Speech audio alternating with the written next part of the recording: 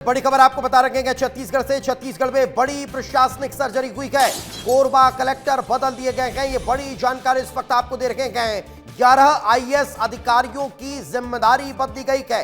कई सालों के जो कलेक्टर गए, जो बहुत लंबे समय से एक जगह पर टिके हुए थे, उन कलेक्टरों और डिप्टी कलेक्टरों को बदला गया है। सरगुजा कलेक्टर को बदल दिया गया है। अतिरिक्त मुख्य निर्वाचन पदाधिकारी बने गए बेमेतरा कलेक्टर रणवीर शर्मा अब एनएचएम के एमडी बना दिए गए हैं। कोरबा कलेक्टर अजीत वसंत को सरगुजा भेज दिया गया है। तो दंतेवाड़ा कुणाल गोदावर को कोरबा भेज दिया गया है। सुकमा से देवेश ध्रुव को दंतेवाड़ा भेज दिया गया है। तो ये बदलाव एक बड़ी प्रशासनिक सर्जरी के तौर पर छत्तीसगढ़ में देखे जा रहे हैं। आपको बता दें कि लंबे समय से जो अधिकारी एक स्थान पर थे, अब उन्हें बदला गया है। इस तरह की जानकारी निकलकर सामने आ रही है और यही कारण है कि इसे बड़ी प्रशासनिक सर्जरी माना जा रहा है। इस वक्त हमारे सहयोगी रोहित हमारे साथ जुड़े हुए हैं। रोहित, क्या ताजा अपडेट इस प्रशासनिक सर्जरी के पीछे, क्या बड़ी वजह?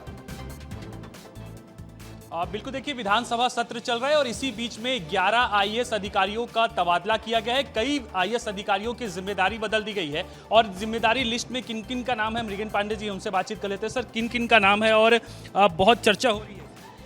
देखिए, 8 जिलों के कलेक्टर बदले गए हैं। मतलब बहुत बड़ी प्रशासनिक सर्जरी। आमतौर पे विधानसभा सत्र के दौरान इस तरह के बदलाव सत्र समाप्त होने के बाद होते हैं, लेकिन ये सत्र के बीच में हुआ है। उसमें सबसे प्रमुख जो है कोरबा कलेक्टर रहे हैं अजीत वसंत। अजीत वसंत का थोड़ा मैं बैकग्राउंड बता दूं। वरिष्ठ भाजपा नेता ननकी राम कंवर जो पूर्व गृह मंत्री भी रहे, वो लगातार इनकी शिकायत कर रहे थे।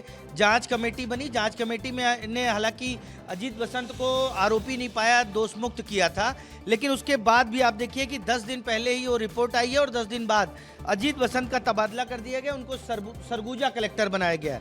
इसके साथ ही सरगुजा कलेक्टर जो रहे भोस्कर विलास राव, उनको अतिरिक्त मुख्य निर्वाचन पदाधिकारी बनाया गया। मतलब वो निर्वाचन की जिम्मेदारी संभालेंगे। इसके साथ ही रणवीर शर्मा जो बेमेतरा के कलेक्टर हैं, बहुत लंबे समय से, आप देखिए 2.5-3 साल से वो बेमेतरा के कलेक्टर रहे हैं, उनको एमडी स्वास्थ्य, राष्ट्रीय स्वास्थ्य मिशन एनएचएम का एमडी बनाया गया है। कुणाल दुधावत जो कलेक्टर दंतेवाड़ा है, बहुत अच्छा काम कर रहे हैं। आप देखिए नक्सल उन्मूलन में बहुत सारी सफलता मिली। दंतेवाड़ा भी डीएमएफ के हिसाब से बहुत बड़ा जिला होता है, उनको जो है कोरबा की जिम्मेदारी दी गई है। मतलब अजीत वसंत की जगह अब कुणाल दुधावत कोरबा के नए कलेक्टर होंगे। इसी तरह देवेश ध्रुव को सुकमा से हटाकर दंतेवाड़ा किया गया है। इन लोगों का एक तरीके से आप देखिए कि प्रमोशन हुआ है, छोटे जिले से बड़े जिले में भेजे गए हैं। प्रतिष्ठा ममगाई जो है वो नारायणपुर से बेमेतरा आई हैं।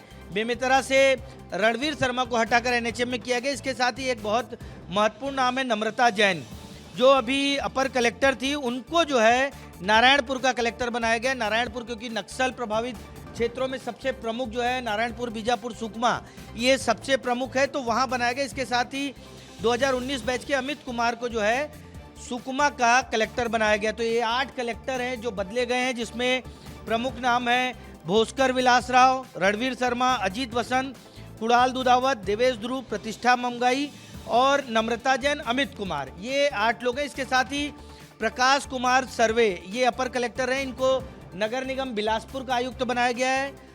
गजेंद्र सिंह ठाकुर को सीईओ जिला पंचायत धमतरी बनाया गया और रोमा श्रीवास्तव को सीईओ जो थी जिला पंचायत धमतरी की, रोमा श्रीवास्तव, उनको उप सचिव मंत्रालय पदस्थ किया गया है। कुल मिलाकर 11 आईएएस अधिकारियों का तबादला किया गया, जिसमें 8 कलेक्टर हैं, जो बड़ी बात हो जाती है विधानसभा सत्र के दौरान ऐसा तबादला होना। रोमा श्रीवास्तव की भी बात आ रही है क्योंकि मुख्य कार्यपालन अधिकारी थी और उनको अब मंत्रालय भेज दिया गया है, तो क्या डिमोशन देखा जाएगा, क्या देखा? नहीं, देखिए धमतरी जिला पंचायत में कुछ विवाद चल रहा था, कुछ चीज़ों को लेकर दिक्कतें थी, वहाँ की शिकायतें आई थी, उसके बाद उनको वहाँ से हटाकर मंत्रालय भेजा गया है। और देखिए गजेंद्र ठाकुर जो सुकमा में थे, उनको सीईओ जिला पंचायत धमतरी बनाया गया। गजेंद्र ठाकुर भी 2019 बैच के आईएएस हैं, उनको सीईओ धमतरी बनाया गया। देखिए विधानसभा सत्र के दौरान अमूमन इस तरह की लिस्ट आती नहीं है, लेकिन इसके बीच में आ रही है, तो कहीं ना कहीं कोई बड़ी प्रशासनिक सर्जरी जो तो है वो तो हुई है। नहीं, लेकिन रोहित, क्या इसके पीछे की कोई खास वजह कि आखिर एकाएक विधानसभा सत्र के दौरान 11 अधिकारियों को बदल दिया गया? क्या ये लंबे समय से एक ही स्थान पर थे, कोई शिकायत मिल रही थी, या फिर प्रमोशन के लिहाज से इसे देखा जा रहा है, सम्मान के लिहाज से देखा जा रहा है? बिल्कुल, देखिए कई जगहों पर शिकायतें भी आई थी और उनके परफॉर्मेंस पर भी सवाल खड़े हुए थे, लेकिन कई जगहों पे प्रमोशन भी जो है वो दिया गया है। पूरी लिस्ट को देखा जाए तो अमूमन तौर पे विधानसभा सत्र के दौरान ऐसी लिस्ट आती नहीं है, लेकिन अगर आई है तो इसके पीछे की कौन सी बड़ी वजह हो? देखिए, अजीत वसंत का नाम विवादों में था, रणवीर शर्मा को लेकर भी विवाद लगातार चल रहे थे, वहाँ फैक्ट्रियों में विवाद हो रहा था, तमाम चीज़ें थी। स्थानीय विधायक की आपत्ति थी, वो भी चाह रहे थे कि इनको बदला जाए। भोस्कर विलासराव क्योंकि थोड़ा सख्त नेचर के हैं, इसलिए ऐसा माना जा रहा है कि उनको सीओ, एडिशनल सीओ बनाए। जब एसआईआर का काम अलग अलग कारण इसके माने जा रखे हैं। 11 अधिकारी हैं, 11 अधिकारियों के तबादले यहाँ पर हुए हैं। अब देखने वाली बात होगी कि इसका असर किस तरह से निकलकर सामने आता है। बहुत बहुत शुक्रिया आप दोनों का हमारे साथ चर्चा में जुड़ने के लिए।